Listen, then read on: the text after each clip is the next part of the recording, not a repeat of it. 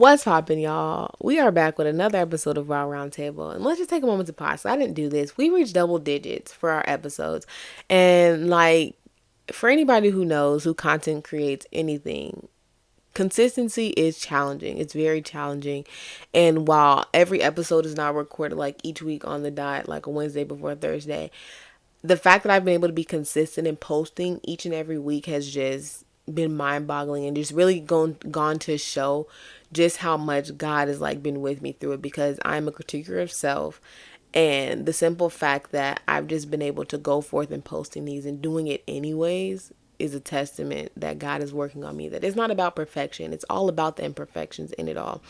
And I'm grateful that he's allowed me to be a vessel, a light to shine brightly to you all, because after all, I was saying in my prayer even before starting this video, he doesn't call a lamp to be a lamp for it to hide and create more darkness. He calls a lamp to be a lamp so that it can shine amongst all darkness. And so for anybody who experienced anything, who feels scared to admit it and do all that, I hope that Raw can be the space that you're like, dang, like she's being real with it. So yeah, this is where we have earthly realities and we turn them into heavenly perspective. And that even goes to show, yeah, just how far I've come. Because even what I'm sharing today is a testament of what he has me in right now. And this is not leading y'all astray or anything. So don't think like, dang, she telling us stuff that she haven't even got through. And while he's still taking me through it, there's been revelation to it that I've clung to and been able to hold on to, in a sense that I want to share with you guys, so that when these things come about in your life, if it is in your life, that it doesn't become paralyzing as it's even become for me in a sense, but that it would be freeing, that it would be mind renewing, and that it would carry you somewhere further and you would have an even better experience because someone else went through it before you. You get what I'm saying? But anyway, I wanted to talk about the topic of leaving and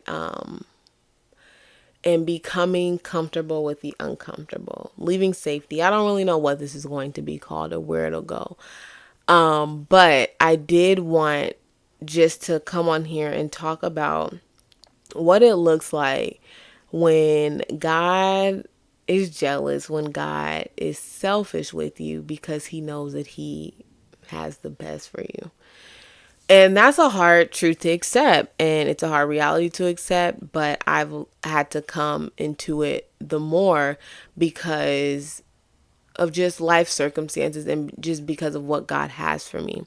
I knew it was going to come a time that it looked like this and it was going to be like this, but it's like I didn't know what's going to happen now.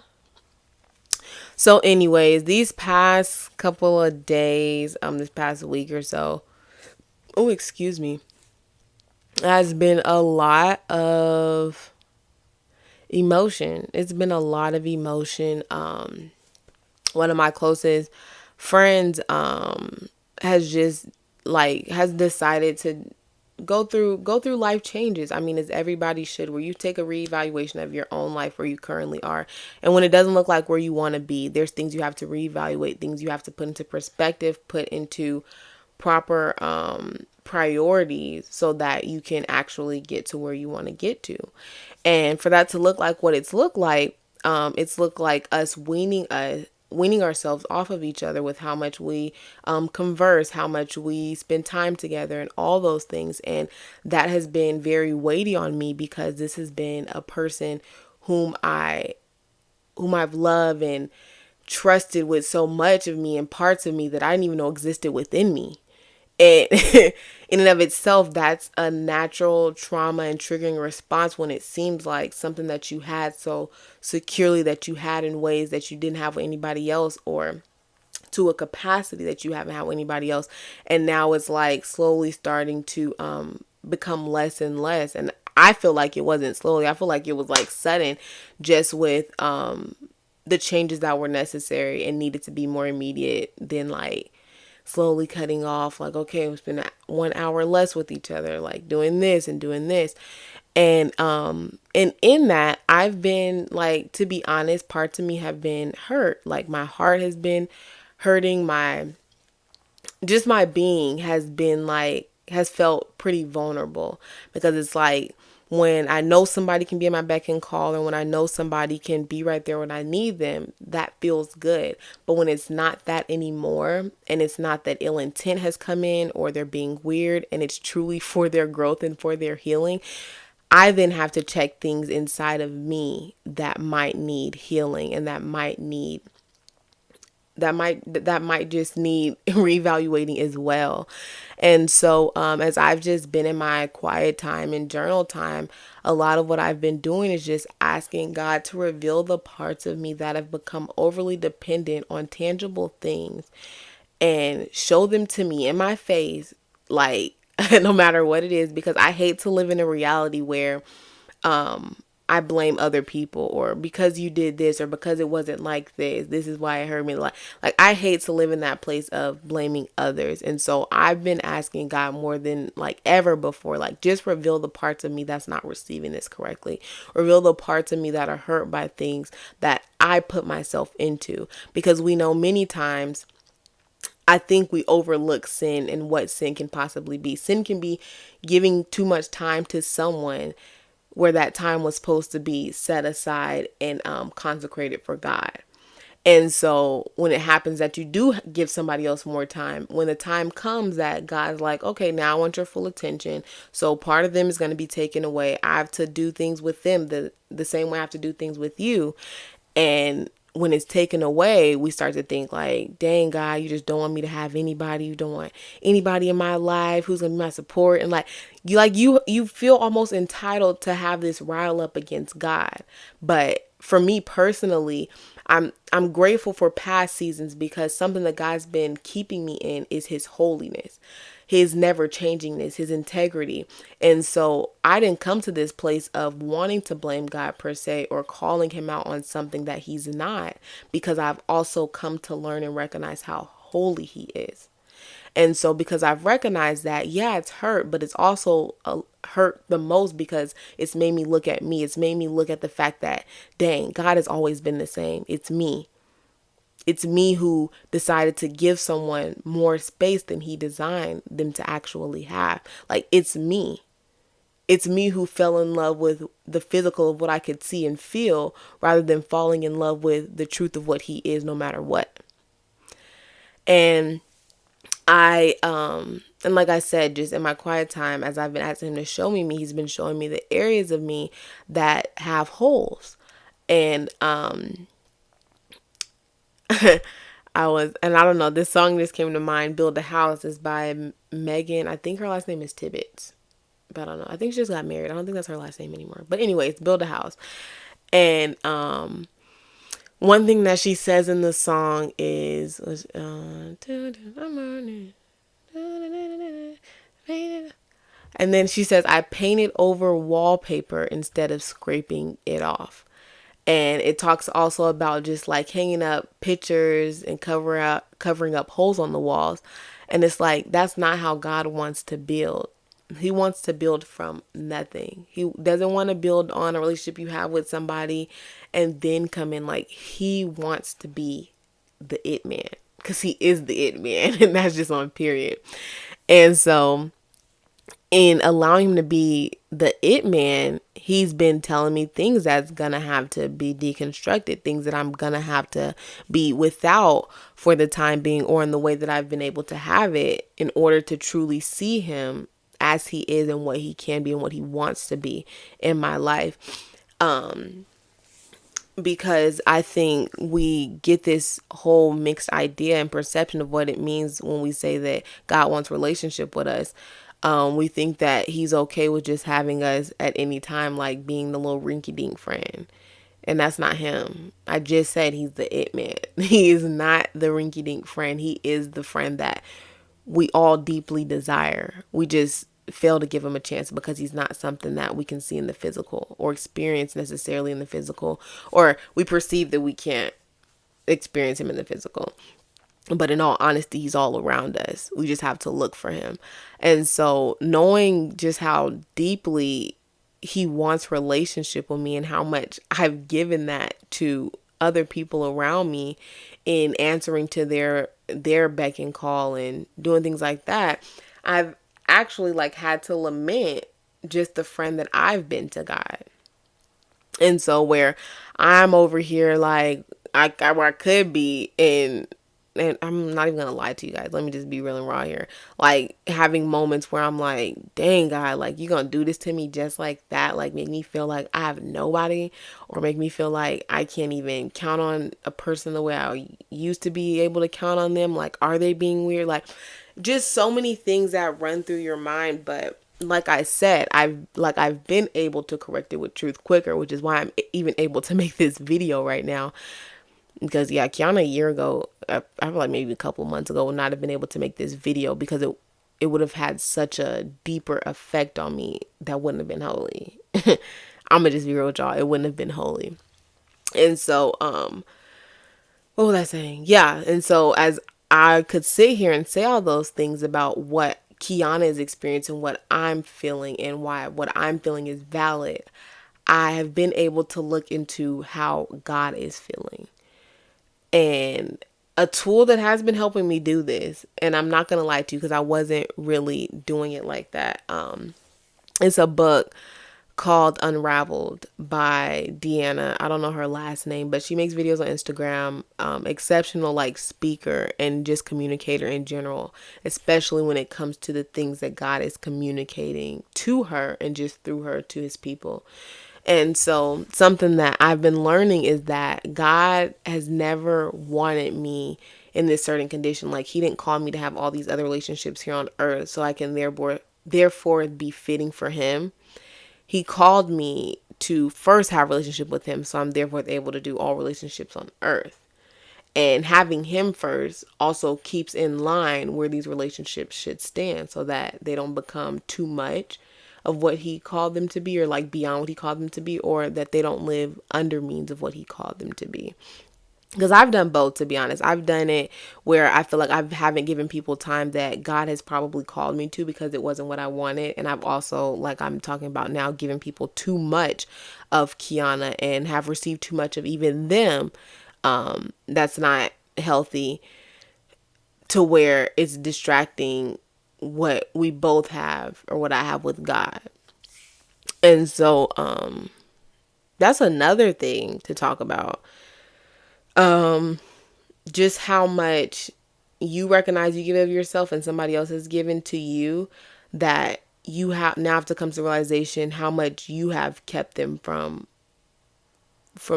being with God or developing their relationship with God because you've tried to take that place, or you've been okay with them giving you so much attention that you have now robbed them of experiencing God in a way that he would have wanted them to experience him. The same way he's telling me like, hey, like I finally now can have you to myself, is the same way that he's wanted them to. Like he's able, that's the thing about God. He's able to have this intimacy with every single one of us. We're not able to do that because we're just too human for that. We're too human. I can't even tell you that I treat every single relationship that I have the same, because I don't. I probably treat all people the same and like being kind, being nice, but I don't treat every relationship the same. I give more in some and I give less in some because I'm just not able to be omnipresent. I'm not omniscient. I'm not who he is. And so when we rob people of having that closeness with them, we actually become the hindrance, and we actually become the thing that's standing in the way of God moving on their behalf. And I don't know about you guys, but that hurts for me. That hurts to know that I could be standing in the way of my best friend, my sister, my mom, my dad from getting to God because I put myself in a place of having more importance than whatever they have going with God. It's selfish. It's rude. And so I think how do I want to put this? I think something that God is teaching me that I'm be honest that I'm not fond of is sitting alone with him. Nothing else, no distractions, nothing around me but him. And it's been hard, like where I'll have times where I'm saying I'm gonna have my quiet time, an hour in the morning, but then I can like go on with my day and do whatever I want. He's now calling me to a place of having to continually commune with him. And it's not out of obligation. Like I can do what I want, but it's the simple fact like he wants me so bad that he's removed every distraction, that he's removed everything that could possibly stand in the way of him. And so now I have no excuse. I can still not choose him, but I really don't have an excuse to not choose him. Like, for one, I've experienced his goodness. I've tasted and seen of his goodness and kindness. And so it's like for me to not choose him would just be me being ignorant and arrogant and prideful and saying that I don't need something that I know I need. So, I've been struggling in it because like I said, he's something that's not tangible. Yes, he can show up in tangible ways, but he's not something that's tangible. That's always just like, oh, I'm about to go hang out with Jesus. Like, you're about to go get ice cream and I'm going to be able to see him. I'm going to be able to feel the emotion that he's feeling or speaking or seeing when he looks at me. Like, just all these things. Like, I won't be able to do that. It's going to take intentional, quiet time of just resting in his presence to even know and even come close to having the intimacy that he desires to have with me. And for one, that's scary. And I'm gonna tell you why it's scary, because you might be like, why not? It's Jesus. And I'll get to that point, because yes, that is true. Why not? It's Jesus. But it's scary because it's like, for one, when you look at all a relationship entails, a relationship for one, entails good things. You're friends. You guys love each other. But with love comes discipline, comes correction, and comes truth. And so in our relationship, I know that God will show and tell me things that I don't always want to hear, things that are going to require me to move different, to act different, to have more boundaries, to be more attentive towards certain people. And all those things can sometimes feel like a lot. It's like, dang, like why are you requiring this much of me? But like I said earlier, it's simply because he knows best for me.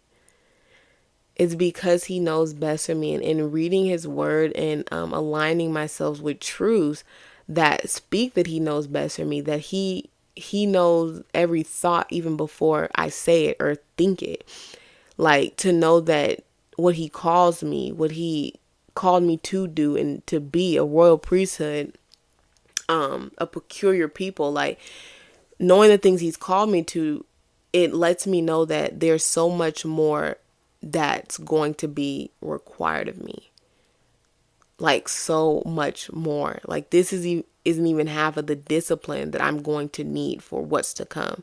And so while I could turn and be angry and have rage towards God and be like, why would you do this? Or why would you give me this? Or why would you take this person away? Or why can't I have this person? Or why is it like this in their life? And I can name all these things that are unfair. I also have to look at it from the fact that he knows what's best. Like, I might have to disconnect and have less time with someone because things are about to turn up in their life. Like, it's about to turn up and he doesn't want me connected to that. Or there could be things that he doesn't want me connected to because it's limiting where he wants to take me. And I think we don't look at things like that enough. Like, that God will remove us from certain people or certain things because he loves us enough to know that this isn't going to be what's best for us in this next season. And instead we look at it like, oh, woe is me, God, why would you do such a thing? Or why would you take this person? But his plans are perfect. He's perfect. Like I said, he's holy. He's integral. Nothing about him has changed. He's always been a just God. He's always handed out punishments and did what he needed to do because it's what he said would happen if it didn't go the way he said. And so nothing is by surprise. I mean, now we have grace and mercy because of what Jesus did for us on the cross, but it's like there are still consequences to the things that we face and the things that we do. And so when we have these moments where we recognize like, hey, I've let somebody or something stand in the way of God, we also have to be okay with the things that come with it, the emotion that comes with it, the truths that come with it, the feelings that come with it, of knowing that hey, I know that this feeling is probably not going to go away immediately, but I know that he'll allow it to pass with time as I learn what he wants me to learn through it, because he's not going to take us through something and let us feel something so deeply and so intently without also teaching the intent behind why he allowed it to feel like that. Because yeah, if we don't sin, or if we don't go through anything, or we're easy to step out of the sin or whatever that we're in, we don't have to feel the weight of so much. But when we're in something and it's been keeping us from him, he has to show us why.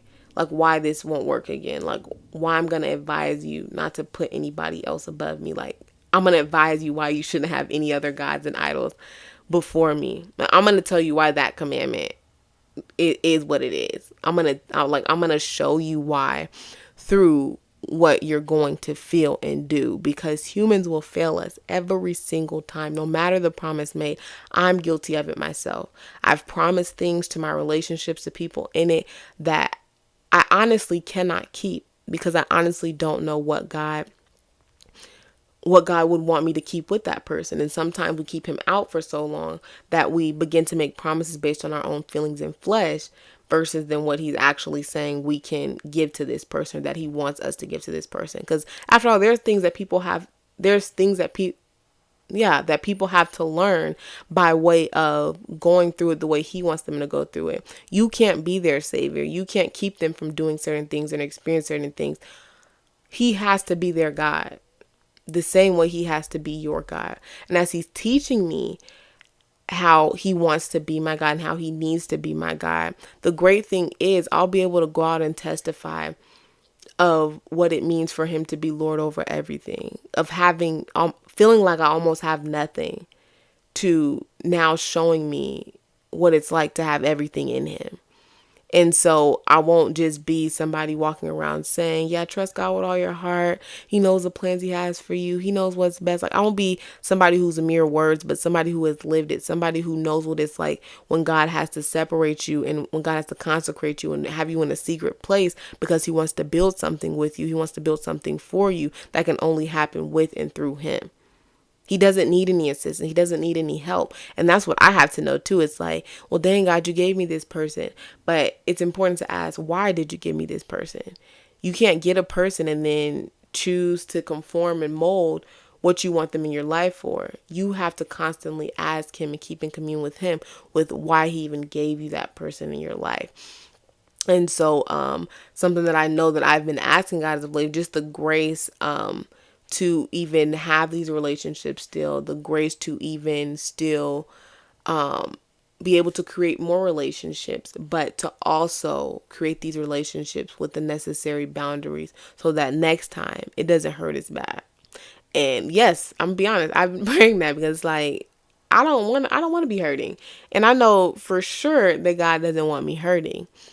And there are things that I will have to navigate through this, that I'll have to talk through, because I've allowed idols in my life. I've allowed people to be idols in my life. And this is not the first time, so it's not calling somebody out, but it's just a reflection over the tendencies that we humans have. Like there's been times I've placed my parents above God. Like I've placed school above God. Like I've placed many things above God, but it's like it comes a point like, yeah, you taught me that, but I always been able to go to something else. Or I had multiple idols at once. So one fell off, it's fine. I still have these two. Or when that one fell off, I still have this one. But when that one fell off, it's like, shoot, shoot, here we are, and it's just us. It's me and you, Jesus, and it shouldn't be anything that we look at bad. But it's definitely something that we have to get used to, because doing life with him is totally different. And the thing is, it's good. It's good. Doing life with him is so good, but it feels weird because it's not what we're used to. It's not what has kept us comfortable. It's not what has kept us safe, or it's not what has affirmed our triggers or have sugarcoated our triggers. Like he's the truth.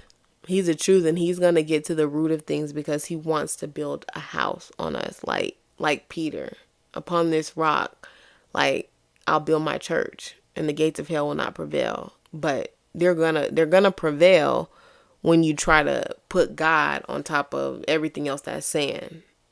But when you let him build you and build his church on you and in you, the gates of hell won't ever be able to prevail, because he's all you ever needed. And that's just that. And so this season of life is definitely going to be one we're telling and speaking more about. And I'll definitely come back for episode. But within this episode, I hate to say it, but this is going to be the last single episode for Raw for a little bit. But we got a special announcement coming soon. Special announcements, I should say, coming soon. Just for what's to come for Raw. This is not the end of this, though, because I'm sure many of you guys are intrigued, like, dang, what happened on the other side? And just what the things that God is showing to me and revealing to me. And I never want somebody else to live in bondage because of somebody not simply telling the truth or simply giving it like it is. And so that these are the things that I know for sure now. These are the things that I can cling to, and that I can say, okay, God, you show me this. You show me how man will feel, or you show me how I only need you. And so as he continues to show me how I only need him, I can't wait to come share the testimonies of what it's like only trusting and relying in him. And then having other humans as a little razzle dazzle to it. But nothing is better than as I've even just experienced the past couple of days, nothing is better than just being able to have him to vent to share your whole heart with, and for him to then begin to transform and work out of you the ways you're thinking about things, the way you're perceiving things, and just to see it from his perspective, because his perspective is pure, it's holy, and it always has good intentions, whereas ours be a little finicky and a little weird. And so I'm just grateful that God saw fit to want to separate me, to want to call me back to him for himself. So that when he calls me to other people to encourage them to do the same thing, that it's not just out of mere words, but that is out of living it out for myself. So yeah, that's it for this episode. Like I said, we do have special announcements coming. This will be the last episode of I guess this is like a season, I guess, of you guys getting to know me, giving you inside scoop on my life, the things God is doing in my life. Yeah, but we're not stopping with the earthly realities. We're not, because they're too real out here. But anyways, I love you guys so much.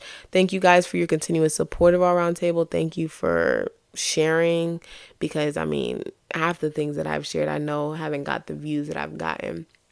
And so I'm just grateful for each and every one of you who take the time out of your day to tune in to Raw Roundtable and to hear just what God is speaking to me. Your girl really appreciates it. So I will see y'all very soon. So don't go nowhere. We might be on a little break, but don't go nowhere. I love y'all, and I'll see y'all in a couple weeks, maybe.